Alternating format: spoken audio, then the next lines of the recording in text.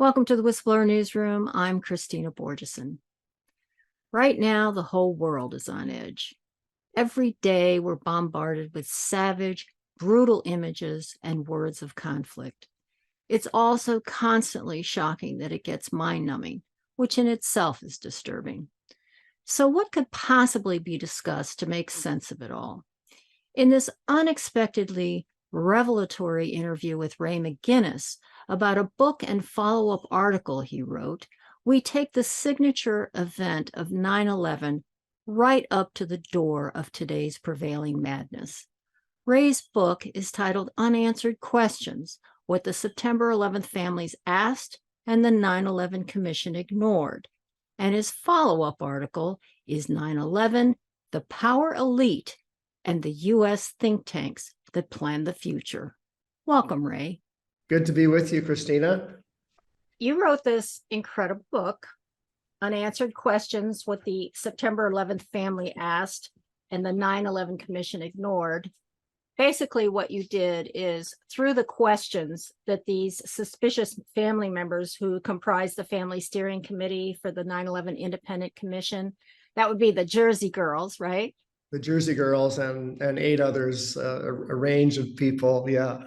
They asked some very pointed questions and weren't getting answers. That was the focus of your book, to look at these unanswered questions and what the circumstances were, who the characters involved, etc.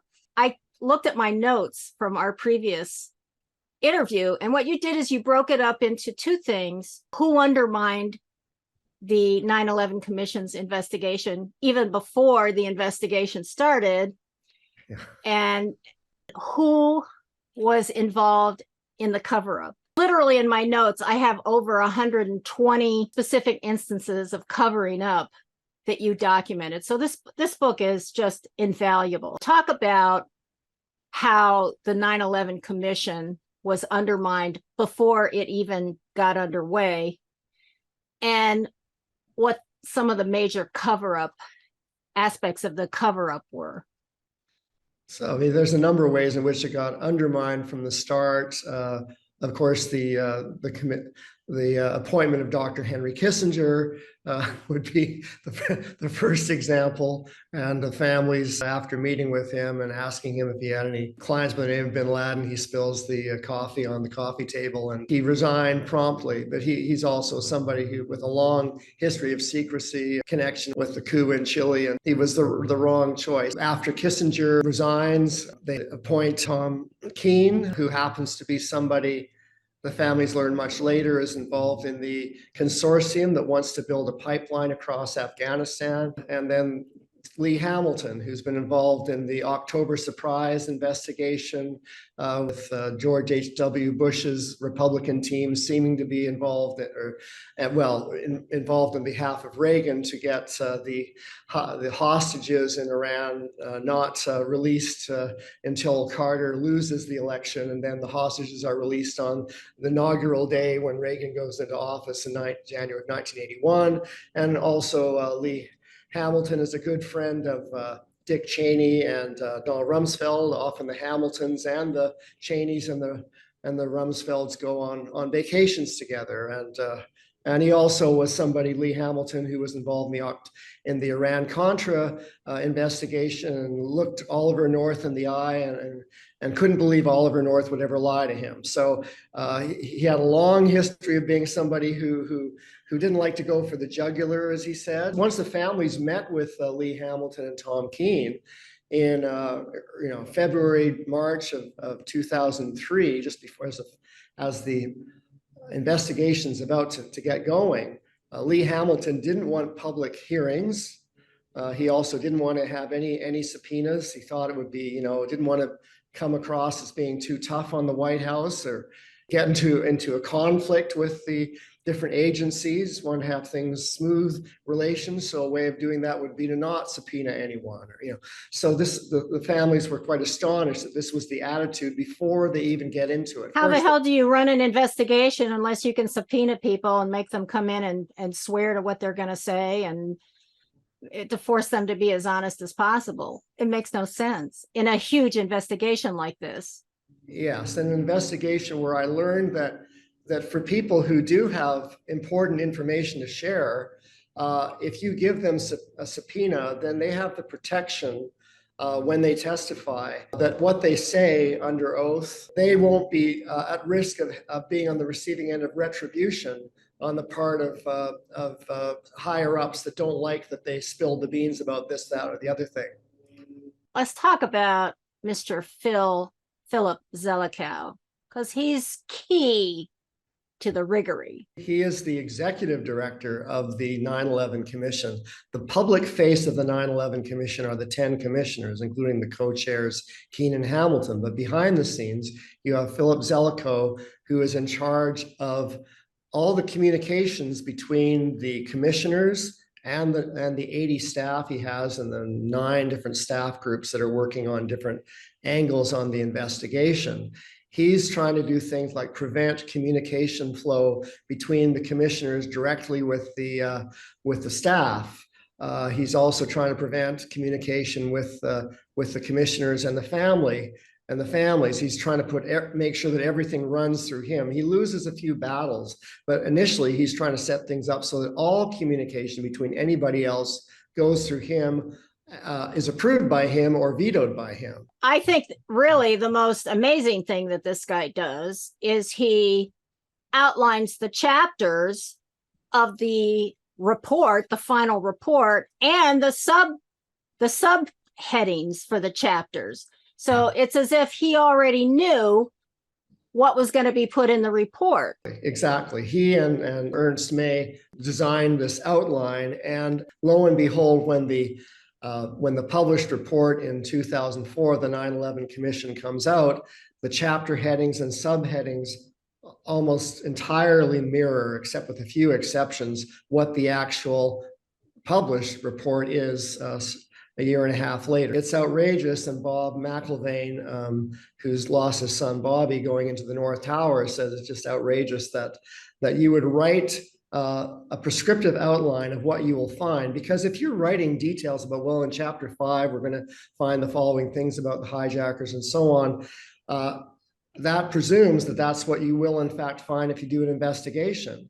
And this way it really set the stage for the commission looking under certain rocks and not looking under a lot of other rocks. Wasn't he also part of cherry picking witnesses? He was the person who got to put together the schedule, like who was going to be speaking before the 9/11 Commission at the public hearings.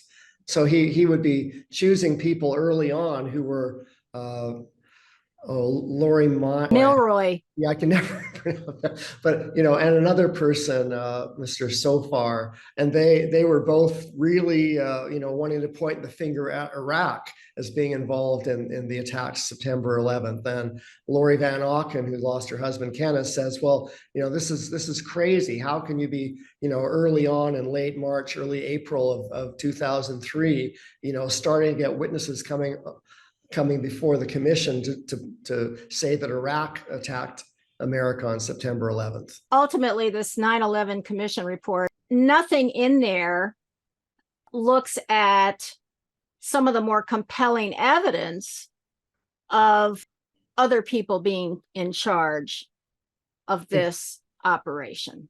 Exactly. Well, one of the things that happens in chapters 5, 6, and 7 sort of describes the whole, the hijacker scenario, the official account with the plot with the hijackers and how they did things. And a lot of that testimony is a result of a number of people who were down in Guantanamo. One person, El Zabaya, was waterboarded 83 times.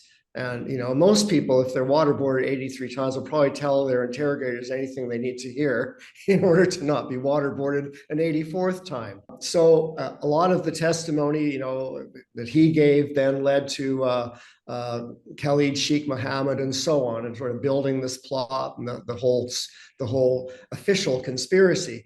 And then in 2009, after the reports, 5 years after the reports released saying that, because of Zabaya's testimony, we know the following things are rock solid regarding the 19 hijackers scenario.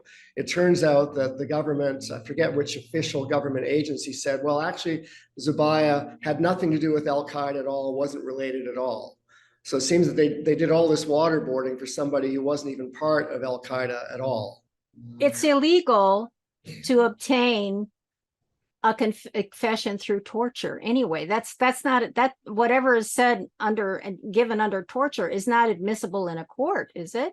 No, it's not. Why should it be admissible as evidence in an investigation that's purporting to look for the truth? It shouldn't, but this is the thinking that you have with people like Phil Zelikow and numbers of the commissioners that somehow think, oh, well, all these people got tortured in Guantanamo. I bet their testimony would be reliable. You really think they thought that?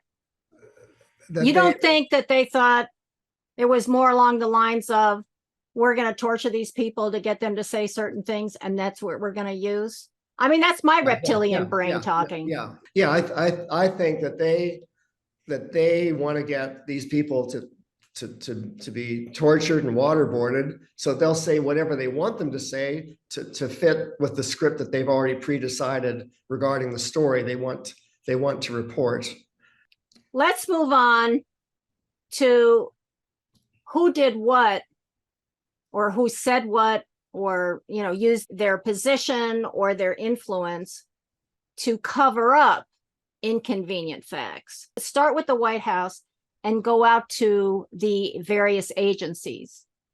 I mean, you've got George W. Bush is in the schoolroom with the children reading My Pet Goat. The protocols of what are supposed to be done regarding, if this really is a surprise attack, the president is supposed to be whisked away immediately by Secret Service, as apparently Dick Cheney, vice president, was whisked away immediately by Secret Service, no questions asked. But nonetheless, they leave Bush sort of sitting there for basically a photo op, and Ari Fleischer's, the White House press secretary, is at the back of the room saying, "Don't say anything yet." And it's clear that Bush knew that there had already been a plane go into the North Tower before he gets in. There's lots of evidence to suggest that he was in the know about that. So he refers to this in the months after the attacks in speeches around the nation, saying, I saw this the plane flying into the building, and I thought, well, that's a crazy pilot. He makes some sort of joke about it like that. And so the whole behavior of the president to not follow the emergency protocols if they think that this is a surprise attack. Of course, they know it's not a surprise. It's not a surprise to anyone there. So it's I mean, Dick Cheney is in the presidential the bunker by the time 9:25 in the morning, when Norman Mineta is reportedly saying that a young officer is coming up to Cheney saying the plane is 50 miles, 40 miles, 30 miles, 20 miles, 10 miles out from the Pentagon. Do the orders still stand?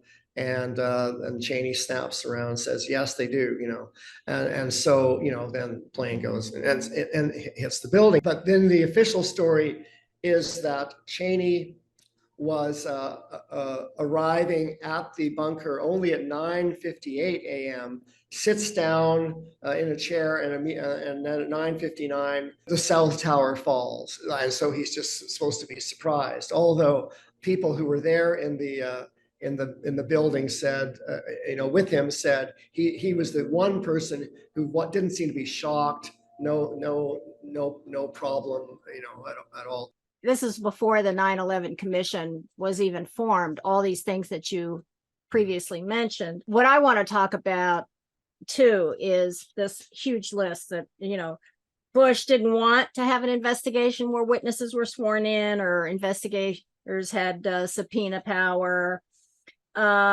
He rigged the commission by putting ineffectual people and fixers at the top. So they'd be sitting next to people when they were being interviewed, so to make sure that the right things were and weren't said. And he had executive branch minders intimidating witnesses. Yeah. It just goes on and on. Tortured detainees. Zelikow admitted that quite a bit, if not most, of the commission's information on 9/11 came from CIA interrogation reports. So right there, just Really just crazy.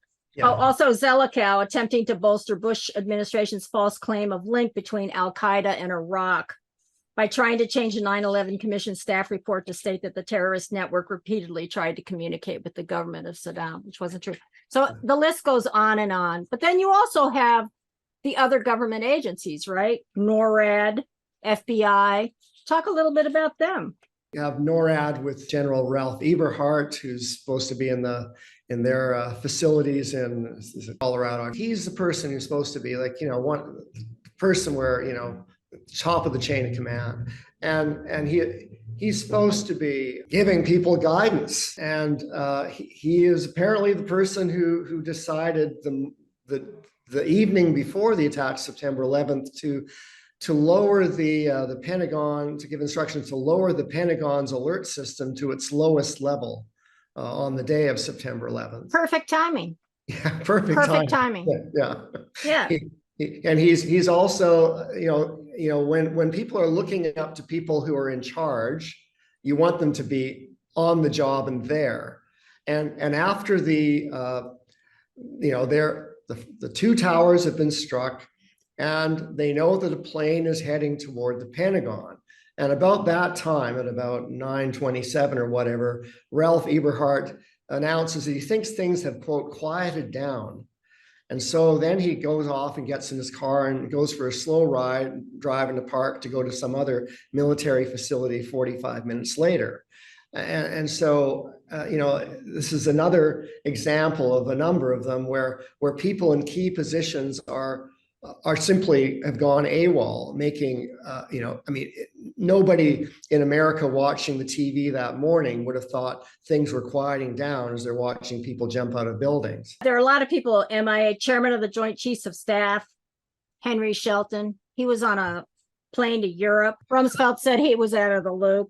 A lot of suspicious activity going on at the very top in various agencies. All of this is supposed to amplify the idea that, well, in government, people are just so incompetent and just can never connect the dots. So of course, 9/11 could happen because look at the kind of leadership we have. They just, they're all hapless, and there's Rumsfeld out trying to deal with people on the Pentagon lawn. Yeah, if I've heard that once, I've heard it a million times, the whole incompetence thing. Your article that was published in August 2023, you have moved on to look at the top ranking, the top ranks, the elite, and their associations and their organizations to see who's connected to whom, because since you've looked at the ground, what was going on the ground, and who was and wasn't doing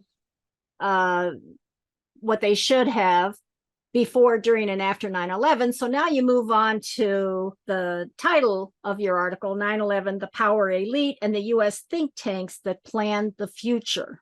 Again, this group of family members that includes the Jersey Girls inspired this follow-on to your book. It began with my, looking at, as I looked at many different things on video and everything. One of them was an address, a presentation by Patty Casaza, whose husband John had died in the North Tower, and Lori Van Auken, whose husband Kenneth also died in the North Tower. They were part of a group on the 24th of November 2007, speaking at the Episcopal Church in the Bowery in Lower Manhattan in favor of a ballot initiative to have the city of New York launch a new investigation into the attacks on September 11th. In their discussion, Lori Van Auken talks about how they had lots of doubts about the official story regarding, for example, all the accounts of the phone calls from the planes, because whenever any of the Jersey Girls would try to get on a plane, they would try and call one of the other ones who was back home on the ground, and they were never successful in having anything but the briefest of conversations like, "Hi, I'm on the plane." Then they would lose. Then the call would fail. And so they wondered, well, how come our little experiments of trying to contact each other when anyone flies on a commuter flight fail, and yet we have reports of people talking on the phone as long as 25 minutes interrupted, from a plane in the air to the ground. And so they went on from that to, Patty Casaza's talked about Zbigniew Brzezinski, who was, key in successive administrations going back to Kennedy, Lyndon Johnson. He was involved with Hubert Humphrey's foreign policy task force. He was involved with Barack Obama's campaign for presidency, and also involved in the Council of Foreign Relations and the Trilateral Commission. And Brzezinski, from a long way back, was really interested in his writings, especially in a book in 1997, where he talked about how, kind of fretting about the state of U.S. foreign policy in the mid-90s. The Berlin wall has fallen, and the Soviet Union is in disarray with Yeltsin, and numbers of countries or former parts of the Soviet Union broken off in what's remaining of Russia. And so he's saying, well, how are we going to be able to sort of build up our military strength and assert American dominance in the 21st century? Quote, without an external threat, he says, it would be more than difficult for the United States to execute an imperial strategy that would involve military action to seize and control the energy resources located in regions like the Near East and the Middle East. He's one of the first ones to actually talk about the one world government. He called it Council for Global Cooperation. He wanted the U.S., it was the U.S. to be the leader of this one world government, or that was his vision, until all of a sudden he said the United States is obsolete, right? Yeah, he thinks the United States is obsolete. Really, there needs to be it's a nation that's going to be really hijacked by these powerful elite think tanks that are really going to get things moving, so that they can. It's almost as if it doesn't matter what administration is in power. They're going to continue to try and cultivate relations with promising, perhaps, people that could be politicians or already are, and get them to be shaped by the thinking of the Council on Foreign Relations and the Trilateral Commission and so on, so that they can be keen on bringing about things that are great, as far as Brzezinski was. Like, he thought it was fabulous that the shock effect of the Japanese attack on Pearl Harbor was the kind of thing that needed to be seen again in the future, like what we had on 9/11. And he's the first one who's, I always thought it was the Project for New American Century that came up with the kind of, the new Pearl Harbor, but the kind of, and they kind of refined it or reworded it a bit, but really it's Zbigniew Brzezinski who's really talking in his book in 1997 about this Pearl Harbor. And with the Council on Foreign Relations, there's this big overlap. The Project for New American Century is really the child or the offspring of the Council on Foreign Relations in terms of the overlap of people in both groups. Rand Corporation's Brian Michael Jenkins. Yeah. Basically set the tone, right? He telegraphed this whole situation, like a Pearl Harbor, creating a Pearl Harbor to get things done. He telegraphed that as a strategy for government to achieve its political goals. In your article, you quote him proposing that the benefits of government terror as a strategy to achieve political goals, where a nation state could employ terrorists as surrogates, proxies, substitute agents, and deputies. Yeah, so what are his connections to all this? He was involved in the U.S. Special Forces. He shows up in Vietnam. He shows up in Central America, Guatemala. He's in the Rand Corporation's terrorism research program that gets going in the early 1970s. So Brian Michael Jenkins was part of this early articulation by 1974 in print, and probably in the couple of years before that with the Rand Corporation's terrorism research program, where they see terrorist events are really events which are intended to create an atmosphere of fear and omnipresence. And really, when there's a terrorist event, it's not so much happened because of the victims of the terrorist event, as many as there may be, like in the Bologna train station in Italy, where about 200 people died in the 1970s in Italy. It's also, what is the takeaway from that horrific event for all the people watching the TV screens that day? It's like a trigger for war, or a trigger for the message. A message is quickly fused with the story of the horror of the events of the train station bombing in Bologna. The time that Michael Jenkins is writing this, there were all kinds of terrorist events happening in Italy, and he's reflecting on how this benefits the state as a way of being able to, get more obedience and cooperation from the general population. Yeah, because a terrorist event creates this terrible fear, which just, it opens up the minds and hearts of people to any message that says, okay, for your own good, because this scary thing happened and now we're all unsafe. We're going to make you safe. But what we have to do is curtail your freedom. We got to inspect you when you get on a plane. We've got to do this. We've got to do that. All the things that have happened since 9/11. I mean, 9/11, everybody was globally affected by that, because everybody now, when they get on a plane, has to go through those lines. Everybody is being surveilled. I think that's what made 9/11 a signature event, because it has quickened this process of the consolidation of power on the part of a small group of elites. Exactly. And what happens is the horrific event is being watched. Mostly people are watching it on their TV screens, unless you're in New York City in this case, or Washington, D.C. And so they're watching the horrific event. They're feeling, they're anxious, terrified, scared, looking for someone in charge to tell them, what to do, what they can do. President Bush told Americans, well, what you can do is you can go shopping. People go ahead and they take off their shoes and everything and go through the security at the airport. They don't even think about it anymore. No, they don't question. They don't, in a heightened state of anxiety and apprehension and fear, people don't question the premise. They don't question. And COVID, the whole COVID thing, that it took it to the next level too. Absolutely.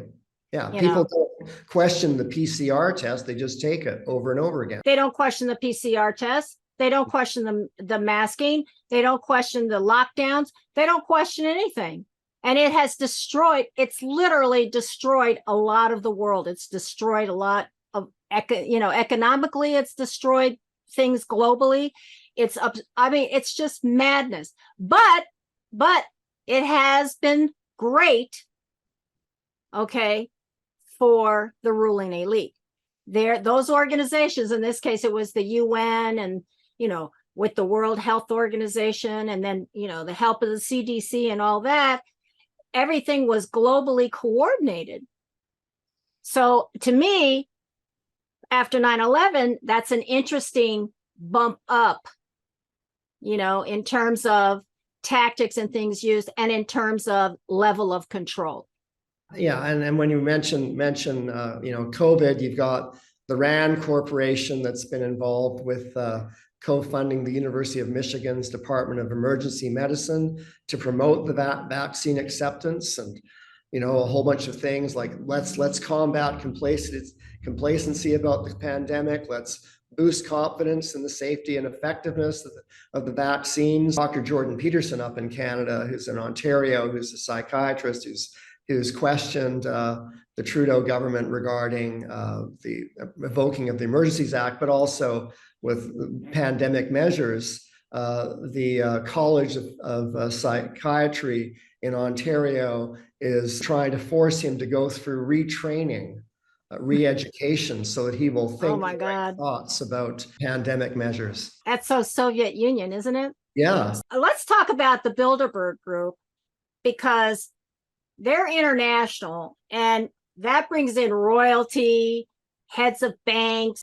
They're more global overlords in that group. Well, it's a very interesting group of people. It is very international. Of these, I mean, some of these, like the Council on Foreign Relations and RAND, are American, and then Bilderberg has got all these people who are heads of royal family members from Bahrain, Belgium, and Japan, Jordan, Liechtenstein, Luxembourg, Monaco, Morocco, the Netherlands, Norway, Oman, Qatar. I mean, it isn't, and King Charles III. It's just, they just happen to be in the right place at the right time to now carry on with the throne. It's very interesting how you've got people like that. I mean, our Prime Minister, former Prime Minister Pierre Trudeau. I mean, it's one of the people, like right now with Justin Trudeau in Canada, he's not doing so well in the polls. You got a 63% disapproval rate. And there's some chatter in the media about who might replace him. And one of the people that comes up often is the Bank of Canada and Bank of England chair, Mark Carney. Oh, and perfect. Mark Carney, as you might, having read my article, is somebody who's been part of the Bilderberg Group. Yes, he's acceptable. He's a member of the family. Yeah.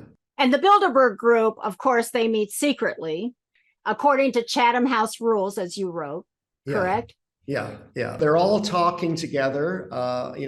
Dr. Henry Kissinger, Condoleezza Rice, Sandy Berger, Hillary Clinton, Bill Moyers. Bill Moyers, I have to say, and I've said this on several shows, Bill Moyers knows something about that Kennedy assassination, because, he was almost family with the Johnsons, right? And he was Johnson's media guy. I have questions for Bill Moyers. And, he becomes this big liberal PBS guy, very prominent, but never touches certain key issues. And that's one of them. I mean, he was right there with Johnson. And you can't tell me, I mean, my suspicions are the reptilian brain says Johnson, Lyndon Johnson knew what was up. There are certainly reports that when the moment happened that Kennedy was shot in his limousine, and Johnson's limousine is the next one behind, that there are a number of Dallas police that said that about 2 minutes before, Johnson was sort of ducking and sort of laying low in his own limousine. And why would you do that if unless you thought something might be about to happen like that? So your article, I'm so glad that you wrote this thing, because you're trying to get people to think, who are the ultimate culprits, and what are their associations, and how do they work together to achieve these aims. What do you think is the ultimate aim for these people? In light of all that's gone on with the war in the Ukraine and with the current pandemic, when I see things like digital currency out in China and social credit over there, it seems that the people who are in these key positions regard the general public of nations around the world as a threat to their power. And so they just keep ramping up the control, whether it's Edward Snowden talking about the surveillance, or, they're incrementally and sometimes dramatically going ahead and making, life more difficult for the average person. I think that I'm interested in seeing, I think there was a New York Times article this summer about, are elections good for democracy, I think. And there was another article about that way in Foreign Affairs or some other, and I thought, wow, It would have been unthinkable to be reading an article even 10 or 5 years ago saying, our election's bad for democracy. It wouldn't have been. It's more about how to fix democracy or fix elections. But I think that there may be people who think that, well, I think go back to the Club of Rome, which I don't mention in my article. I think that they were musing in the late 60s and early 70s that there was a problem of, quote, excess democracy. So how do we dial things back so that the general public, the riffraff, are not too busy protesting. We can sort of make their lives stressful enough that they don't have time to focus on the bigger questions of governance, and they're just keep them going from hand to mouth and focus on their little menial details of living their lives in their family units or solo units. In your article, you wrote that Senator Barry Goldwater, he was Republican way back in the 70s, he said that the Trilateral Commission's aim was to coordinate efforts to seize control and consolidate the four centers of power: political, monetary, intellectual, and ecclesiastical, as a worldwide economic superpower superior to the political governments of the nation states. Okay. So I think Goldwater may be bang on. One thing that surprised me was that you didn't mention the World Economic Forum. I could have gone further afield, certainly, than what I did. And in writing with my editor on the American Journal for Economics and Sociology, they wanted me to focus more narrowly on U.S. think tanks, and although Bilderberg, has this relationship, they allowed me to write about Bilderberg. They didn't want me to go on and talk about the World Economic Forum and other. Why? Well, maybe they want me to write another article and write about the World Economic Forum itself, but. Well, the reason why it's interesting, is there are all these. They have their Young Leaders program, and they've had it for a long time. And what they do, that program is used to seed governments, SEED. Okay, yes. Seed governments, and you've got your own, Trudeau. Yeah, he was a young leader, global young leader for a World Economic Forum. And of course Macron, World Economic Forum, equally unpopular in France. Right. And you've got a bunch of them: the Prime Minister of Belgium, Prime Minister of Finland, Prime Minister of New Zealand. I can go on and on. Okay. All over the world. Yeah. And, when you have Klaus Schwab saying, the ultimate aim is you will own nothing and you will be happy. Yeah. Yeah. It's we've got in Canada, we have half of the Liberal cabinet.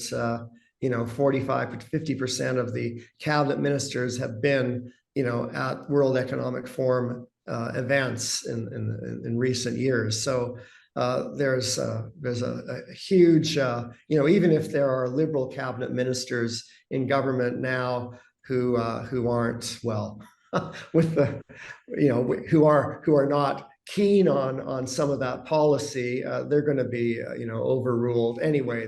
The way that party discipline is, they won't object to it anyway. So we've got Chrystia Freeland, who's the deputy prime minister, and she's on the board of trustees of the World Economic Forum. And if you're a trustee of the board of the World Economic Forum, your mission is to see the mission of the World Economic Forum manifest. And so as a Canadian citizen, I have a lot of questions about what her priorities are. And it seems the way she's running the budgets as a finance minister, it's almost like she wants to run the country into the ground and bankrupt us. Bingo. Yeah. Because they want to destroy nation states. That's what's going on here. You have, here, it's the same thing here. Everybody, they're going, the propaganda machine is working overtime to try and convince everybody that everything is much better than it was. but people are beginning to starve. I mean, food prices go up literally all the time. Literally all the time. Food prices. Yeah, Okay. we've got People can't afford to buy houses anymore. Yeah, we've got celery in Canada up 33%. It's collapsing little by little while they're trying to tell you everything's great, everything's great. Meanwhile, you know, here in the United States, the immigration situation is absolutely nuts. It's absolutely nuts. In Canada too, we have historically we've had, maybe 200,000, 250,000 a year for, I mean, our country's about the same size population as California.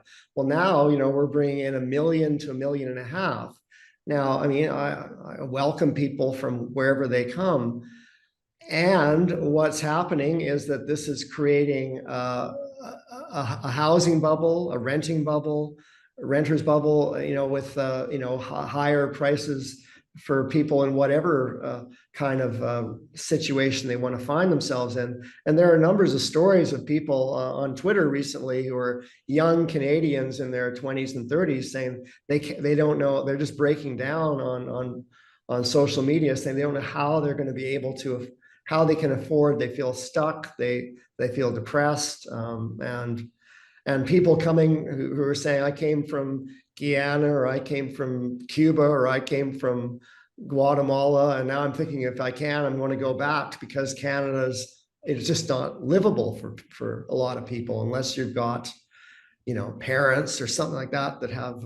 The whole thing is, it's important to destroy the industrialized Western nations, because if you can destroy them, I'm trying to think like a, one worlder. If you destroy nation states, you can control their resources and the people much more easily. But those are the big ones to bring down, because third world countries, they're already pretty much, so, well, and they've destroyed, they go to the Middle East to control the oil and the gas, and now they obviously want to bring down Russia through the Ukraine war. So things are moving apace. They are, and I'll give you one example. In Canada, we have a politician named Tommy Douglas, who was the head of the Cooperative Commonwealth Federation that became the New Democratic Party, and he was the head of Premier of Saskatchewan that brought in Canadian universal health care, which then became not just Saskatchewan, but the whole nation in the mid-1960s. And he, often on the Canadian Broadcasting Corporation, on a poll of, favorite Canadians, would be number 1 in the poll or number 2 in the poll for years. But now there is a group within the federal government that's looking at historic figures, and they've got Tommy Douglas is now in the crosshairs because apparently in the early 1930s he was kind of intrigued about eugenics. He changed his opinion, and by the 1940s, I mean, he was the healthcare minister. He never brought in eugenics or anything. Saskatchewan was not part of it. But because on a certain day, a few times, he might have mentioned something to the press or spoken something, even like people back in the early 30s all thought maybe that Stalin was great, because what did they know? They didn't realize the famine in the Ukraine and so on. So people can think about things. But anyway, because of his musing about eugenics in the early 30s, notwithstanding he never did anything about eugenics, he's now there's recommendations that buildings named after him and so on should change their names because it's a terrible thing. And I think that this is sort of the way that you demoralize a nation is you look at the people who have been looked up to in the past, who made great contributions, and then you find a way to vilify them and to see them as politically incorrect through the lens of 2023. And it's very successful. John A. Macdonald, our first Prime Minister of Canada, all kinds of statues of John A. Macdonald were being torn down, and during the pandemic, people were supposed to be, staying in their bubbles and staying in their homes. But if they went out and had practically a big protest and knocked down a few John A. Macdonald's protests, and they were all not 6 feet apart, it didn't matter at that point because it was for apparently a good cause. But as Yes, long, this is cancel culture. yeah, cancel culture. So if you cancel all the people in the past, if you tell stories about what a dreadful, dreadful nation you are, and you keep on doing that. I mean, one of the in Canada again, which I know pretty well, the recruitment levels for the Canadian Air Force and the Navy and the military are down significantly over the last 3, 4, 5 years. It's the military is now the numbers are, I think, about half of what they were 10 or 12 years ago. And some people have written in columns, well, why would you really want to join? I mean, there's all kinds of things you wouldn't give you pause for joining the military regarding, the likelihood of going into a hot war and so on. But in addition to that, a young person who's 21 years old thinking about their options, why would they want to go and defend a country that's a terrible country with a whole bunch of people who've been historic figures that have turned out to all have been bad apples? It's, well, it's a whole series of different types of programs that come together to bring down the national identity. Okay.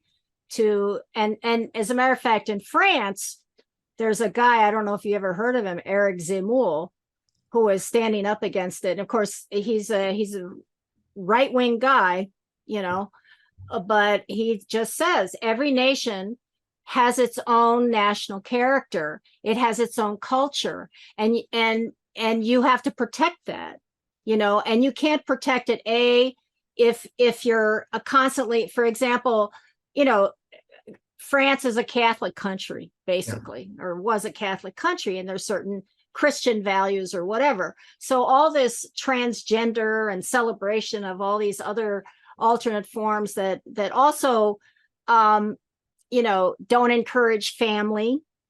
And, this whole business of when people are brought in, he says, when people come as immigrants, the French expect them, when they're accepted as citizens, the French expect them to assimilate into the culture. And the culture is a democratic culture, it's open to different opinions, but it has a specific set of values, And so if all countries, and people say, oh, he's being racist and so on, but, think about it for a minute. If you are, if you're a Catholic country, and all of a sudden half your population is very conservative Muslims, I mean, there are areas in Paris where French women in their regular clothes, will get harassed when they walk down the street. They can't go into certain coffee shops because, they're not properly dressed, and they're not good Muslims and so on. I mean, so you understand, like, the openness of democracy can also be undermined eventually because of its openness. So there's a thing going. That is being manipulated right now as part, I think, as part of the program to get rid of nation states. First, you get people fighting among each other. Yes, I celebrate trans rights. No, I think transgenderism and cutting off 12-year-old girls' boobs because they want to be guys at this point is wrong, so on. So there are all these different social things happening, and all these different groups. This, Black Lives Matter, this matters, that matter. It to slice and dice the population. Plus, now you're starving everybody. They can't afford to pay for their house, or they can't afford to pay for their food. So now you've created people who are in a state of constant anxiety and anger. Trish Wood, who's a reporter up in Canada, talked to Kelly J. Keane, who was feminist from the UK and came to New Zealand and Australia, and she was simply trying to support the women in New Zealand and Australia who wanted to say, we women who have been in situations of domestic abuse want to be able to go to our own shelters without worrying that there are men who maybe still have male genital parts that are identifying as gender fluid or as trans, who may make them feel uncomfortable, or, rape crisis centers and so on. And, or women who come in second place in powerlifting because the trans woman who came in first place lifted 450 That is not a pounds. woman. This is one of the other things too that is bringing things down is all of a sudden, oh, I identify as they. I identify. The English language is very specific. They is a pronoun that it's a pronoun that has to do with plural. They means there's more than one. You can't look at one entity and say you are a they. You are not. Yeah. You are not a they.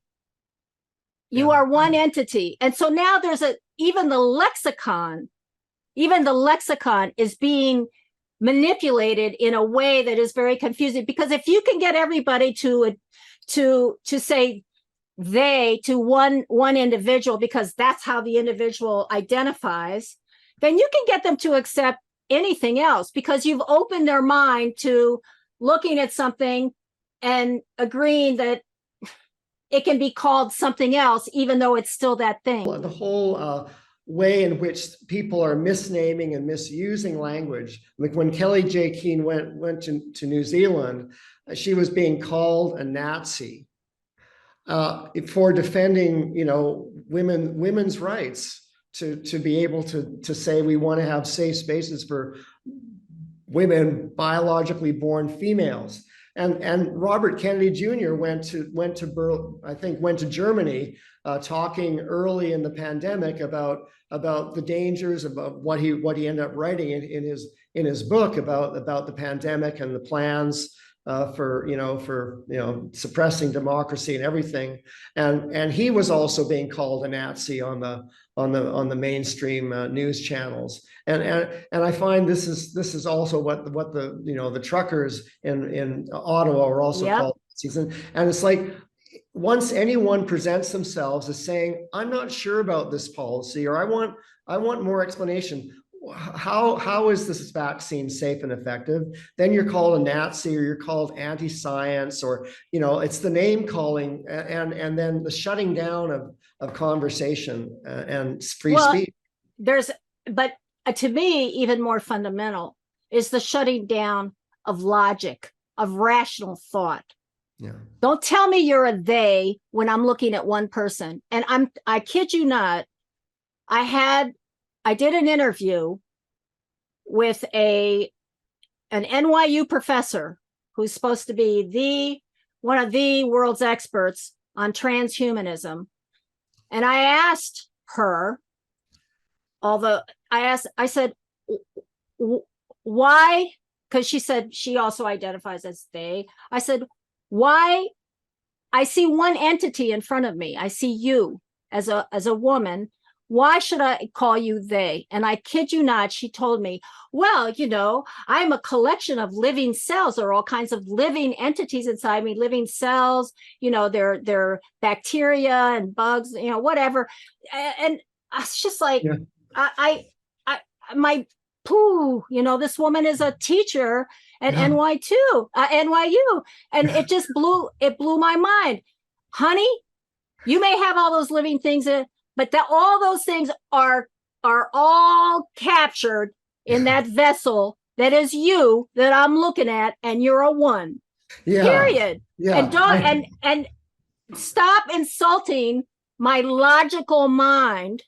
It's just like when you say transgender man, and you're referring to a woman who has changed, or who has taken on the synthetic attributes of a man. That is not a transgender man. That is a transgender woman, because that is a woman who has taken on transgender attributes. You understand what I'm saying? Yeah, so it's a transgender woman, because she's actually a woman, but she's done the transgender is an adjective. Yeah. It's not a pronoun. That's logic. Well, when I listen to female female athletes in sports talking about how, it's just not a fair playing field. And finally, I think that there are some international sports organizations that are starting to say, this is really out of hand, because you have one athlete who has, from birth, a woman, gone through all the development as a woman, from a child to through their teens and into becoming an adult woman, and the other person is went through all of the male adolescence, become a male adult, and now is identifying by their choice as they or whatever, and it's just not. Well, how many women who have taken on synthetic male characteristics are trying to compete in men's sports? Yeah, I don't. Hello, there's no advantage to it. Okay, Yeah. so the whole thing is ridiculous, and that's my point. Is there's been an assault on logical thinking, and there has to be if you want to be able to control people.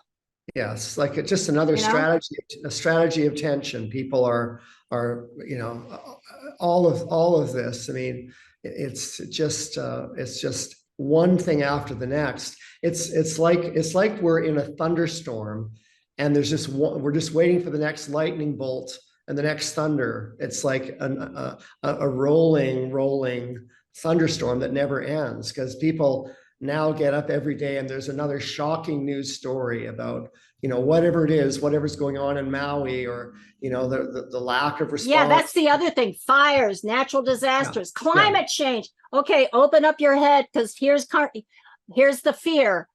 The fear now is climate change. Open up your head. Now, what are you gonna do? Are you gonna accept now to eat bugs? They want you to eat bugs. They're going to want you to eat bugs. They're going to want you to eat artificial meat. I mean, it's a war also against nature, against biology, against, it's big. When I was growing up in the 60s and 70s, I would look at the Vancouver Sun on the weather page in the newspaper, and every once in a while, just a couple times in the summertime, it would get up, north of Seattle, it would get up to maybe 86 degrees, 87, 88 degrees. So we'd have 30 Celsius, 31 Celsius. And at the time, on the radio, they say, it's going to be a wonderful sunny day. Go out there and have fun.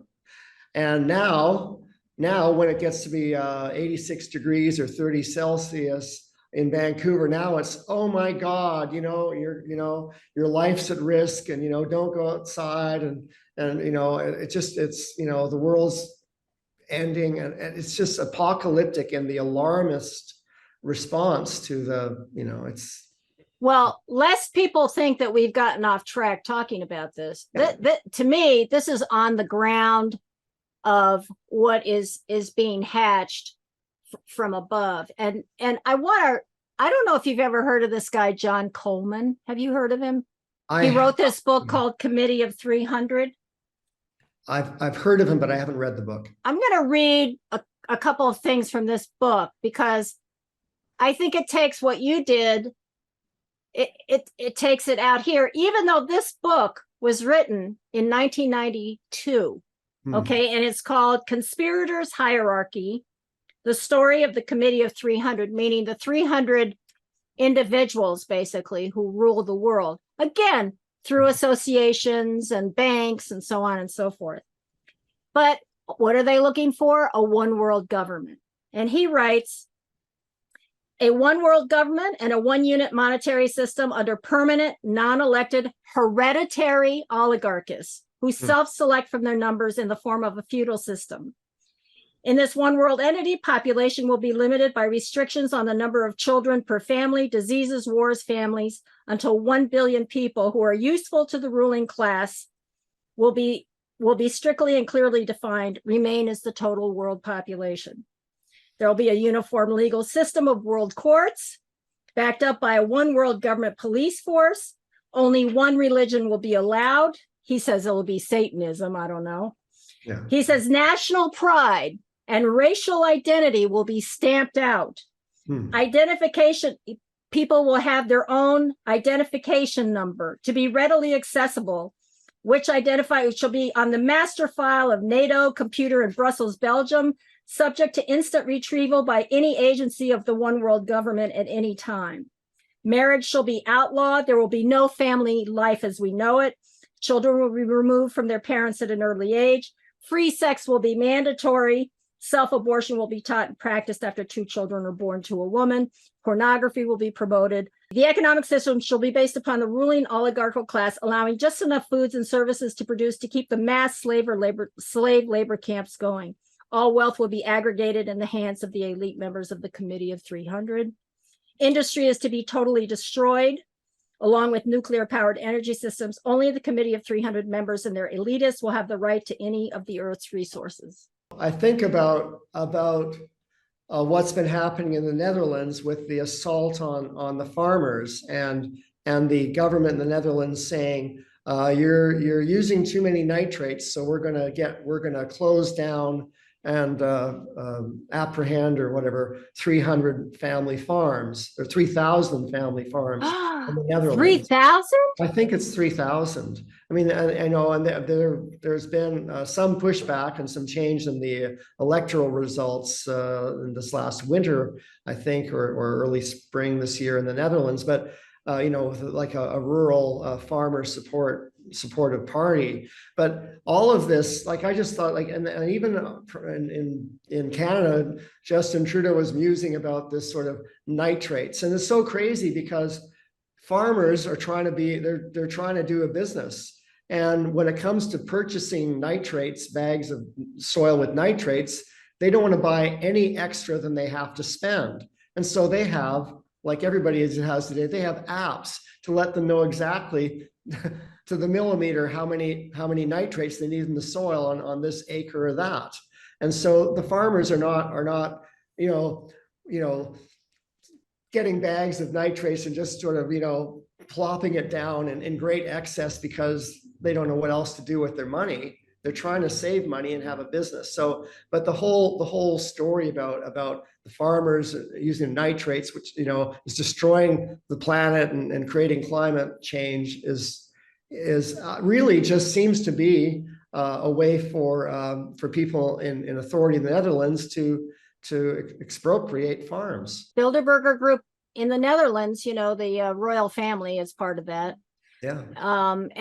But again, these are all, I feel like these are all tactics to get to where what I just described, because here it does not give me a warm, fuzzy feeling to know that Bill Gates is now the owner of the most farmland in the United States. Yeah. No, especially when there's an interest in creating artificial food, artificial meat, So this is all happening. It's like we're boiling frogs or something. It's happening, and I don't know when or if the globe, although people have started to wake up on the COVID thing, so hopefully that will,